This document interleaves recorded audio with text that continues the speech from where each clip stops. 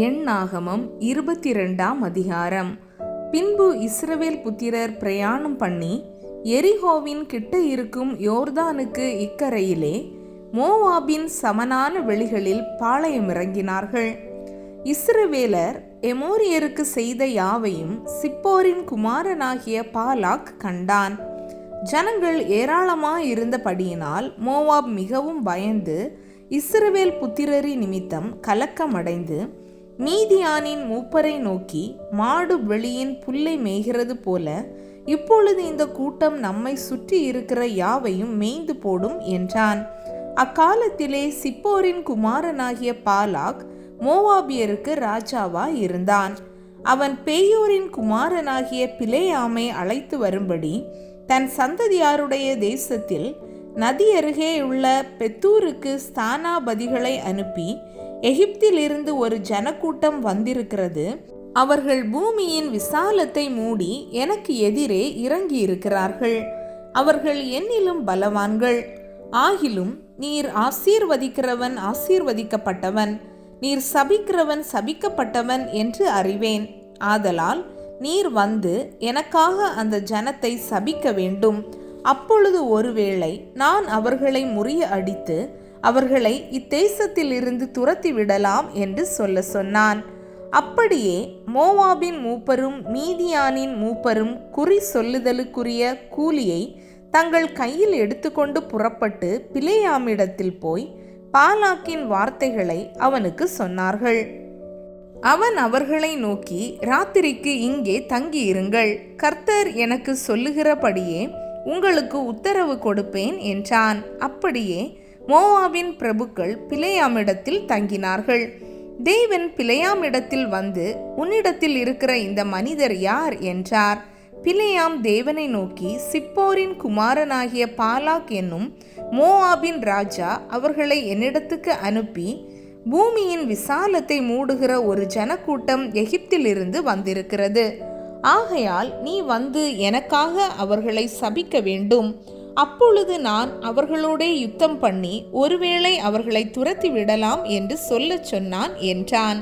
அதற்கு தேவன் பிலேயாமை நோக்கி, நீ அவர்களோடே போக வேண்டாம், அந்த ஜனங்களை சபிக்கவும் வேண்டாம், அவர்கள் ஆசீர்வதிக்கப்பட்டவர்கள் என்றார். பிலேயாம் காலமே எழுந்து பாலாக்கின் பிரபுக்களை நோக்கி, நீங்கள் உங்கள் தேசத்துக்கு போய்விடுங்கள், நான் உங்களோடே கூட வருகிறதற்கு கர்த்தர் எனக்கு உத்தரவு கொடுக்க மாட்டோம் என்கிறார் என்று சொன்னான். அப்படியே மோவாபியருடைய பிரபுக்கள் எழுந்து பாலாக்கினிடத்தில் போய், பிலேயாம் எங்களோடே வரமாட்டேன் என்று சொன்னான் என்றார்கள்.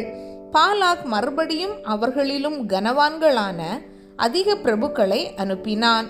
அவர்கள் பிலேயாமிடத்தில் போய் அவனை நோக்கி, சிப்போரின் குமாரனாகிய பாலாக் எங்களை அனுப்பி, நீர் என்னிடத்தில் வருகிறதற்கு தடைப்பட வேண்டாம், உம்மை மிகவும் கனம் பண்ணுவேன், நீர் சொல்வதையெல்லாம் செய்வேன், நீர் வந்து எனக்காக இந்த ஜனங்களை சபிக்க வேண்டும் என்று சொன்னார் என்றார்கள்.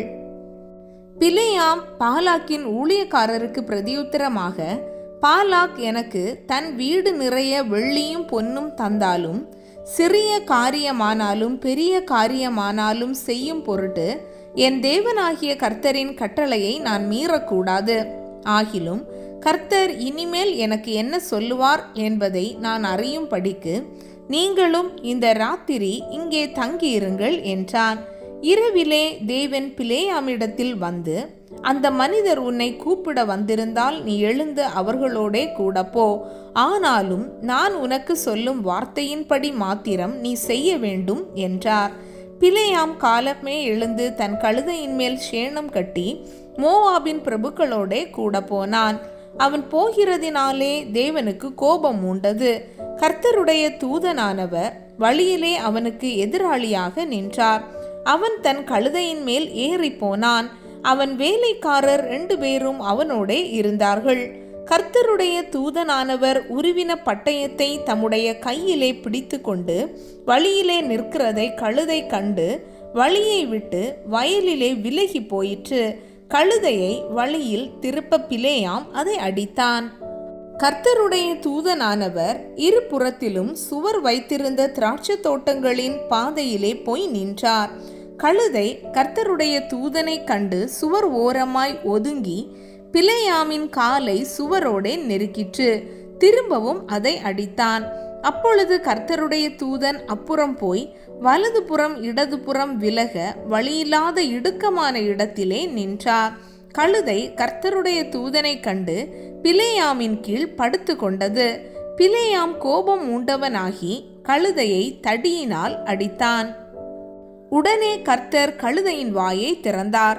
அது பிலேயாமை பார்த்து, நீர் என்னை இப்பொழுது 3 தரம் அடிக்கும்படி நான் உமக்கு என்ன செய்தேன் என்றது. அப்பொழுது பிலேயாம் கழுதையை பார்த்து, நீ என்னை பரியாசம் பண்ணி கொண்டு வருகிறாய். என் கையில் ஒரு பட்டயம் மாத்திரம் இருந்தால் இப்பொழுதே உன்னை கொன்று போடுவேன் என்றான். கழுதை பிலேயாமை நோக்கி, நீர் என்னை கை கொண்ட காலம் முதல் இந்நாள் வரைக்கும் நீர் ஏறின கழுதை நான் அல்லவா? இப்படி உமக்கு எப்போதாகிலும் நான் செய்தது உண்டா என்றது. அதற்கு அவன் இல்லை என்றான். அப்பொழுது கர்த்தர் பிலேயாமின் கண்களை திறந்தார். வழியிலே நின்று உருவின பட்டயத்தை தம்முடைய கையிலே பிடித்திருக்கிற கர்த்தருடைய தூதனை அவன் கண்டு தலை குனிந்து முகங்குப்புற விழுந்து பணிந்தான். கர்த்தருடைய தூதனானவர் அவனை நோக்கி, நீ உன் கழுதையை இதனோடே 3 தரம் அடித்ததென்ன? உன் வழி எனக்கு மாறுபாடா இருக்கிறதினால் நான் உனக்கு எதிரியாக புறப்பட்டு வந்தேன். கழுதை என்னை கண்டு இந்த 3 தரம் எனக்கு விலகிற்று. எனக்கு விலகாமல் இருந்ததானால் இப்பொழுது நான் உன்னை கொன்று போட்டு கழுதையை உயிரோடே வைப்பேன் என்றார். அப்பொழுது பிலேயாம் கர்த்தருடைய தூதனை நோக்கி, நான் பாவம் செய்தேன். வழியிலே நீர் எனக்கு எதிராக நிற்கிறதை அறியாதிருந்தேன். இப்பொழுதும் உமது பார்வைக்கு இது தகாததா இருக்குமானால் நான் திரும்பி போய்விடுகிறேன் என்றான். கர்த்தருடைய தூதனானவர் பிலேயாமை நோக்கி, அந்த மனிதரோடே கூட போ, நான் உன்னோடே சொல்லும் வார்த்தையை மாத்திரம் நீ சொல்ல கடவாய் என்றார். அப்படியே பிலேயாம் பாலாக்கின் பிரபுக்களோடே கூட போனான். பிலேயாம் வருகிறதை பாலாக் கேட்ட மாத்திரத்தில் கடைசி எல்லையான அர்னோன் நதியின் ஓரத்தில் உள்ள மோவாபின் பட்டணம் மட்டும் அவனுக்கு எதிர்கொண்டு போனான். பாலாக் பிலேயாமை நோக்கி, உம்மை அழைக்கும்படி நான் ஆவலோடே உம்மிடத்தில் ஆள் அனுப்பவில்லையா? என்னிடத்திற்கு வராமல் இருந்ததென்ன?